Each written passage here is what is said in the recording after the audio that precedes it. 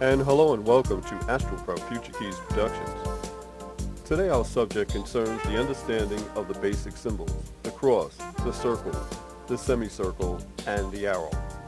Our present subject, the cross, is one of the four basic forms used within the structures of the Zodiac signs and also the planetary energies.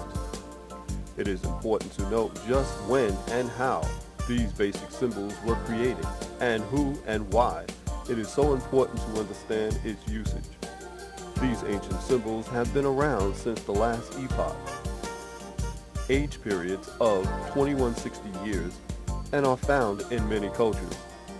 These four basic forms are important structural references towards understanding the symbols and why that age period communicated their learnings through the symbols of the zodiac signs and planetary energies.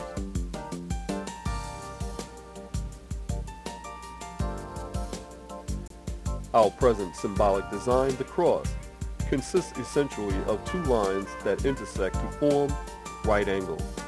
For most ancient peoples, the Greek cross was a metaphor for the four indestructible elements of creation: fire, earth, air, and water, thus symbolizing permanence and eternity.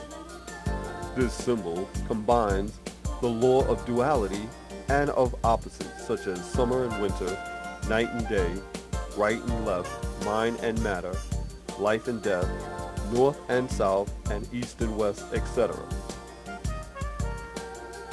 This perplexity of opposites are 180 degrees different and apparently require an understanding of interaction and reaction. The cross within its regular patterns of nature originally represented the revolving sun, the annual cycle, as the earth orbits around it, producing the four essential seasons here on earth. The cross represents matter, form, things of the earth, and desire. It is the symbol of the wheel of birth, life, death, and rebirth.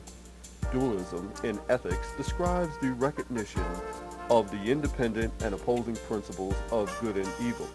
This is the wheel which we must all learn and rise above, as it represents basic desires. The key word for the cross is body. You should know that there are many variations of the cross used throughout the world today, such as the Tau, T-A-U.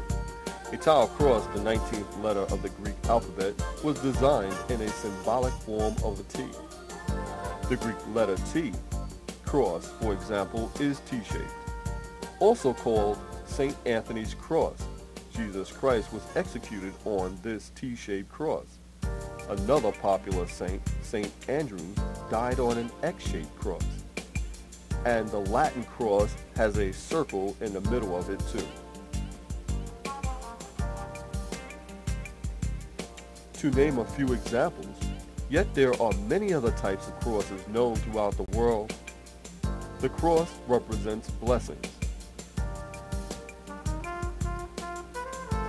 The cross was also used in the ancient world as a symbol of execution by crucifixion. In Roman times, only the lowest class of criminals were crucified.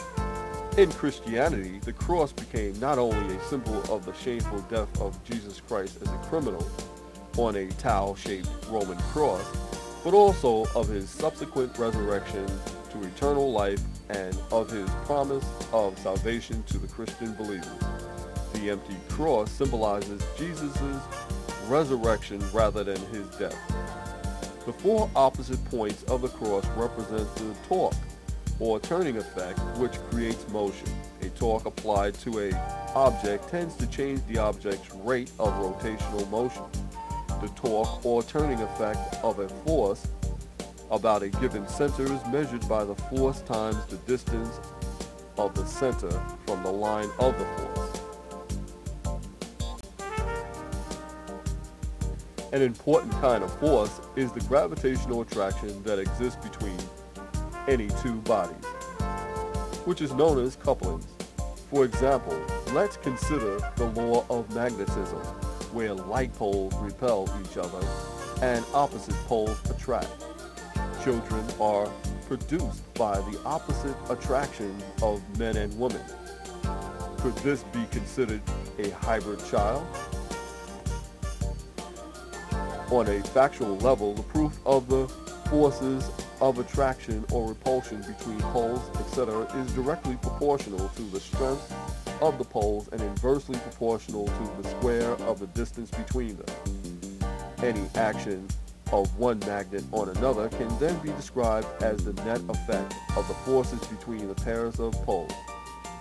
If a body is to be in equilibrium balance with regard to rotation, the sum of all the clockwise torques, turnings that is, must equal the sum of all the counterclockwise torques, or turnings of cross motion. Thank you. This is an Astro Prep Future Keys production.